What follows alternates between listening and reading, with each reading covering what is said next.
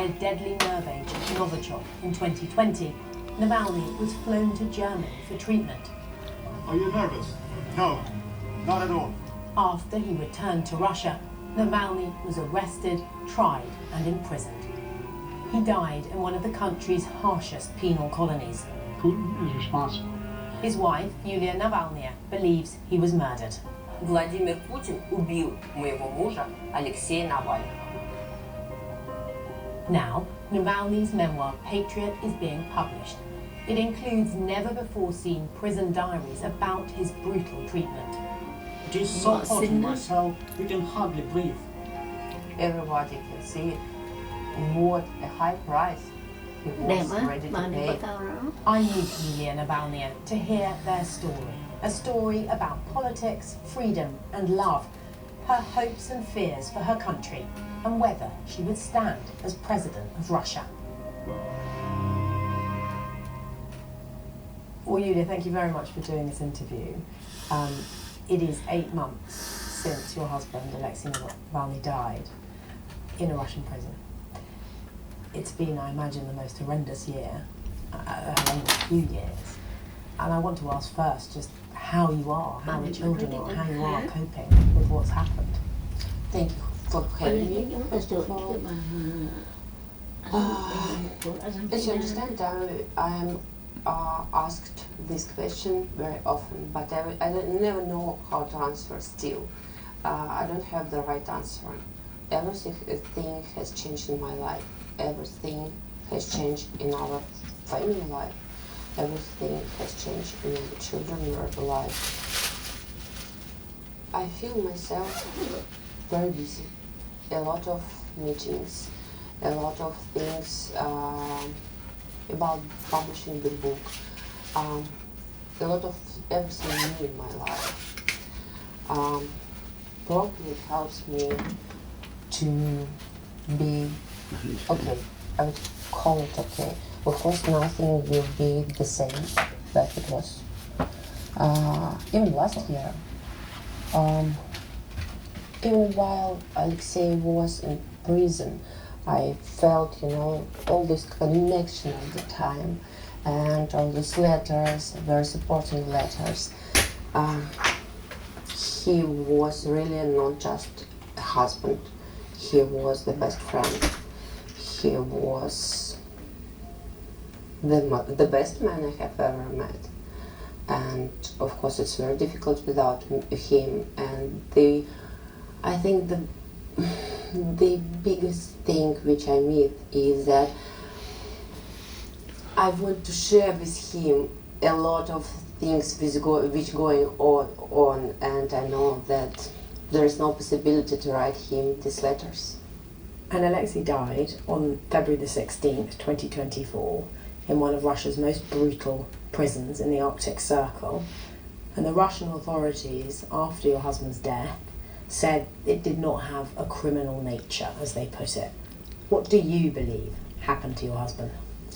I believe that Vladimir Putin is answering for the death of my husband. We do have some evidence. What evidence do you have? Because I know there was a report in the Inside. As you know, Anti-Corruption Foundation, very famous of our anti-corruption and other investigations, so it's very important for me. I would like to come with the whole picture of what happened, not just with the random documents. Because there were documents, leaked documents to the Insider that appeared to show that he had shot There were some, but as I told, I would love to show how we can do the whole picture what happened, and it's very important for me to come with this investigation. Probably it will take a lot of time because, as you said, everything happened very far from everything. He was in prison. He was in this cell alone. So of course it's very difficult to investigate all of this. He writes in his book, there's one specific madman named Vladimir Putin, and sometimes something twists in his brain. He writes a name down on a piece of paper and says, kill him. When you say President Putin answers for your husband's death, Is that what you mean, that President Putin ordered Of course, this? I mean that he ordered this, and we've seen this situation with poisoning in 2020, and it had showed pretty clear that my husband was poisoned by Secret Service from Russia. So there are no doubt that it happened again, because he wasn't even from prison. He was very loud, and he was the strongest opponent of Vladimir Putin. Your husband was reported to have been, the plan was that he would be part of a prisoner exchange, a prisoner swap, that did then go ahead after his death. And I saw an interview that President Putin gave where he said essentially he'd agreed to it, that yes, someone had come to him and said we should swap Alexei Navalny, and he said I agree, and he says it's unfortunate. When you saw what President Putin said, what did you think? He lies, because he always lies. And also, as you quoted my husband, you never know now what is in his mind, whom he wants to poison, or whom he wants to kill, or when he wants to stop the war. He thinks that he can do anything, and it's very important to remember about this. That's why all the time, all my thoughts that when I see Vladimir Putin, that he lies. And did you at the time know that Alexei might be part of a prisoner exchange? Did you know anything about that? Of course, I knew about these negotiations, and I knew that he could be part of this prisoner exchange. And did he know? No. And do you think the reason why he died is because Vladimir Putin was not ever going to let him get on that exchange?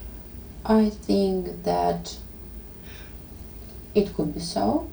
You never know what's in Putin's mind, but I think that one day he decided that he would never release my husband. Now the book contains diaries that Alexei wrote in prison while he was still allowed to have a pen and paper, because I know it got harder and harder for him to even write. These diaries have never been seen before, certainly publicly. When did you first see them? How did you feel reading your husband's prison diaries? There were some kind of days the first year when I got from time to time these diaries, and I appreciate that they are with us now. But still, we exchanged, when it was possible, a lot of letters. So I knew about his conditions much more than all people around, and I knew even before diaries that he was tortured, he was in awful conditions in prison, and in the book we read about him spending 295 days in solitary confinement. Can you explain? 295 days is a very, very long time to spend in solitary, and impact that would have had on him, that did have on him, physically and psychologically. it's difficult to answer how it influenced on him physically and psychologically, because since February 2022, I never had possibility to talk with him, but they cancelled his visits, they cancelled everything. Yes, but you are right that all these conditions were just awful, and usually the normal practice is punishment just for 2 weeks, and it is the most severe punishment, and my husband spent there almost 1 year, and it's just a very small room, 2 or 3 square meters. There is nothing in it.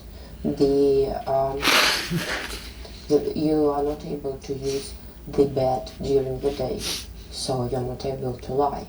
And everybody knew that my husband has problems with his back. There is just one stool, and he was allowed to keep one book, and he was allowed to spend, the last year, he was allowed to spend less than 1 hour a day writing letters and working with documents. The cell here is a concrete black hole, 2.5 by 5 meters for 3 prisoners.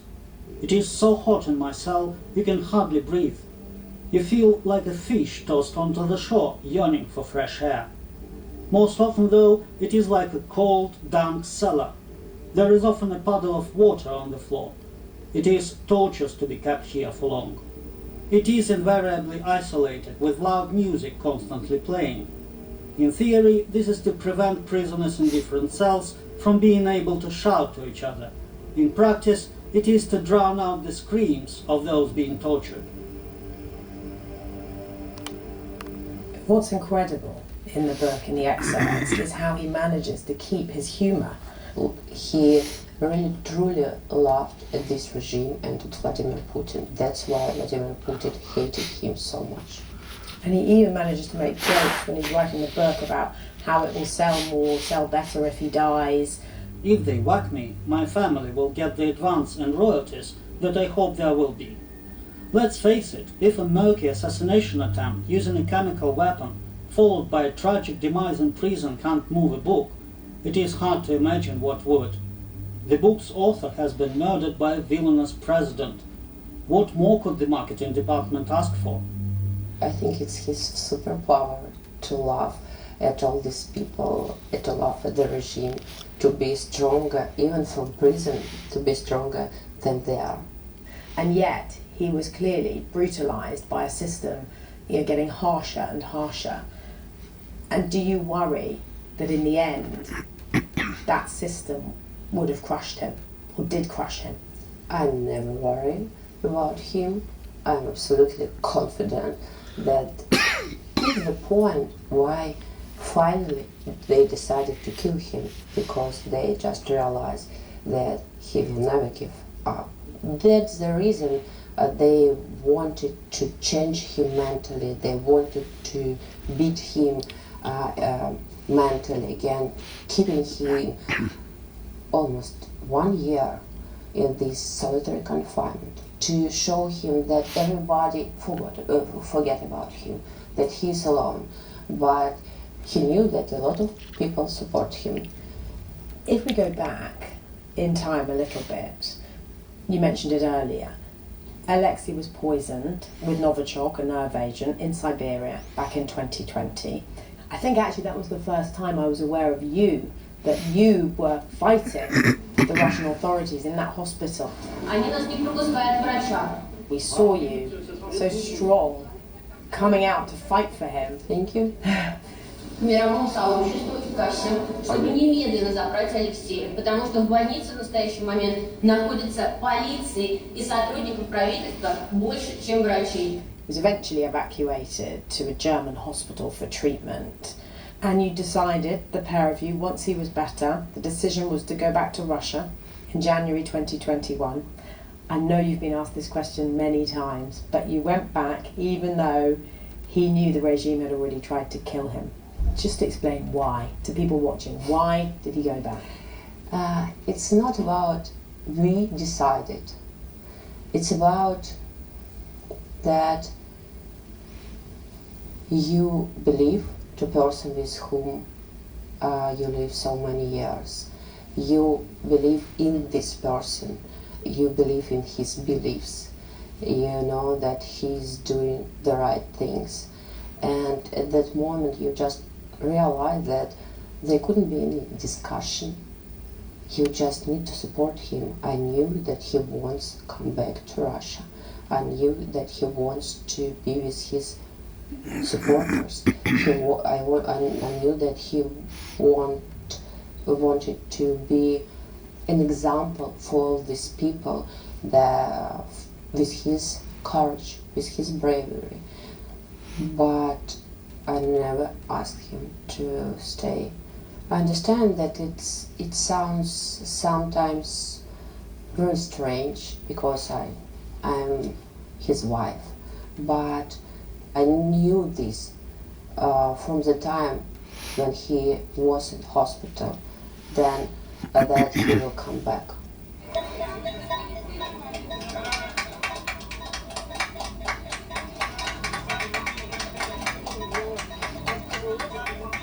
I really wasn't scared, and it wasn't for me something uncertain.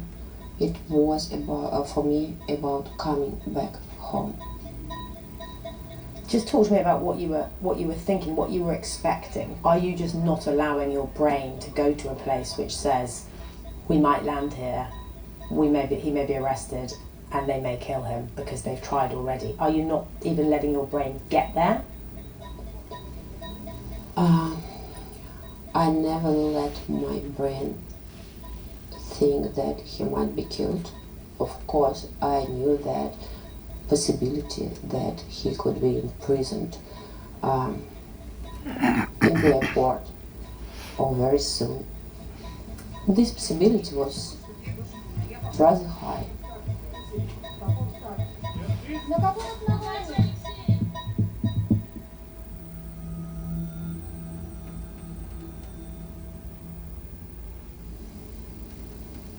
He was funny as usual. And the thing is, I'm very happy with this feeling. I don't want to cry. I don't want to be sad while I watch at all these his pictures, his videos.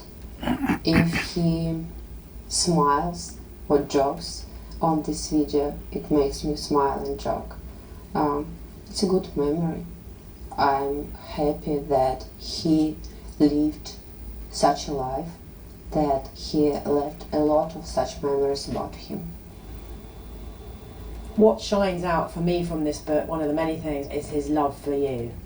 He does talk about a time when you did meet, when he was in prison, and you're talking, I think, you in a corridor or somewhere so nobody can hear and the cameras won't catch it. I whispered in her ear, "Listen, I don't want to sound dramatic, but I think there's a high probability I'll never get out of here. Even if everything starts falling apart, they will bump me off at the first sign the regime is collapsing. They will poison me." "I know," she said with a nod, in a voice that was calm and firm. I was thinking that myself. At that moment, I wanted to seize her in my arms and hug her joyfully, as hard as I could. That was so great, no tears. It was one of those moments when you realize you found the right person. Or perhaps she found you. Can you remember that and how you felt? I do remember. And I think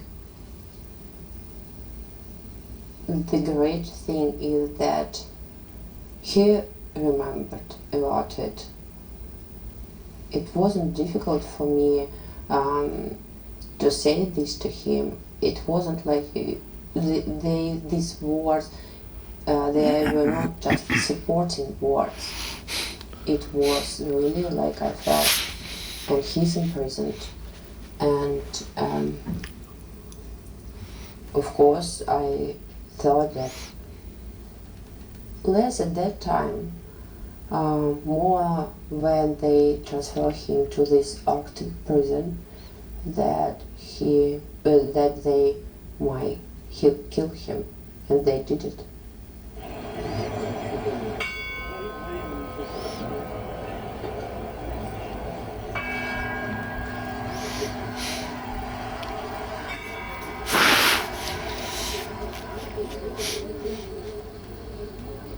I'm very grateful to these incredible people who obviously shared his views, who obviously shared his beliefs, and who are still inside Russia, and in some cases, different cases, doing everything they can to make this regime fall as soon as possible. And you've now taken on the role that your husband had in the Anti-Corruption Foundation. You face arrest if you go back to Russia. Can you see yourself returning while Putin is in power? When Putin is in power, for sure not, unfortunately, because I want to live in Russia. I was born in Moscow, our children were born in Moscow, I spent all my life, my family with Alexei spent all our life in Moscow. It's very important for me to come back. Of course it's not possible while Putin is in power, but I hope one day all this regime will fall and I will come back. Putin is capable of anything. And do you see yourself as a politician now in the way that Alexei, your husband, Alexei Navalny was? Do you want to try and garner the kind of support that he did? Yes, I do. And there are a lot of people who support me, and I want also to be supportive to them back. There are despite a lot of people are in exile, of course millions of Alexei's supporters, they are still in Russia. They live under huge oppressions, and it's very important for me to keep a kind of connection with them, because exactly those people didn't afraid to come to funeral, didn't afraid to come to come to my husband's grave every day. Still, after 8 months later, there are a lot of flowers and people come every day. How can change happen in Russia? Unfortunately, I'm not a magician. Unfortunately, I don't know the special secret. I think that if anybody in the world knew the right thing, what to do to make these changes happen as soon as possible, somebody would use it. But my message is that we need to do, if you are not able to do more, everybody needs to do like small things every day, and then more people will do these small things every day, then sooner these changes will come. And can you see yourself standing ever to be president of Russia? Is that your goal now? My goal is to make all these changes happen. If I will come back to Russia, I will participate in the elections. As a candidate? As a candidate. And are you confident that your name is out there, that Alexei's name is out there? Because many people living in Russia, you know, it seems as if because of the clampdown and because he's been killed, actually you're not visible in Russia anymore. It's not about me. It's not about that my husband was killed. There's no politics in Russia right now. Nobody is visible. The people who are visible, they are just supporters of Vladimir Putin's regime. You can happen to be on TV just if you support Vladimir Putin. I don't want to call his enemy. I think that he doesn't even deserve it, but my political opponent, of course, is Vladimir Putin, and I'm trying to do, and I will do everything to make his regime fall as soon as possible. And let's talk about President Putin on the world stage. Do you think the international community's response has been enough? If you're asking about the response, I don't think there was any response. To Alexei's death? Yes. There were some sanctions on some prison guards from this Arctic prison, and I think it's a kind of joke to his memory. What did you want to happen? What do you want to happen now? What would make the difference? I would love the best way which I'm waiting for. Putin will be in prison. I want him to be in prison, not somewhere in Hague. I don't want to be him in prison somewhere abroad with computer, nice food, enough food, sitting just in a room, clean room. I want him to be in prison, in Russian prison, and it's not just about I want him to be in the same conditions like Alexci was, but it's very important for me. It's also very important for me that he will see one day how, to what conditions he brought our country. And it's his fault because he just took this power, and for almost 25 years we don't have any changes. But are you saying the international community could put him in prison? Is that where you think that will come from, or what do you want from the international community? What can they do? I think that they need to be, less afraid of him. I think that still they think that there is a way that Putin do something even worse. That's why they sometimes afraid to be too strong with him. I don't think it's a point.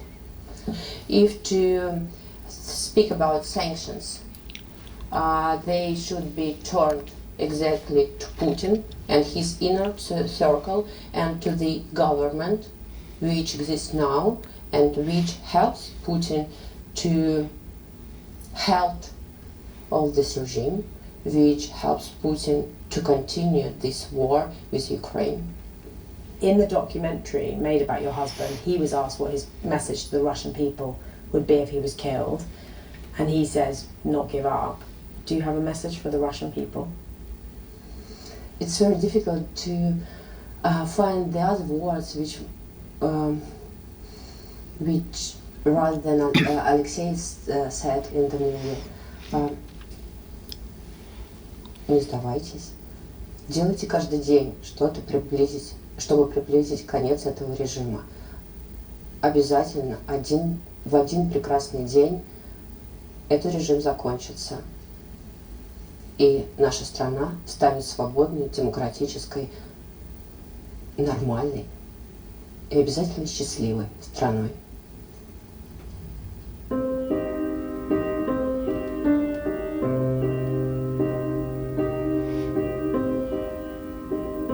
Yeah, thank you so much. Thank you.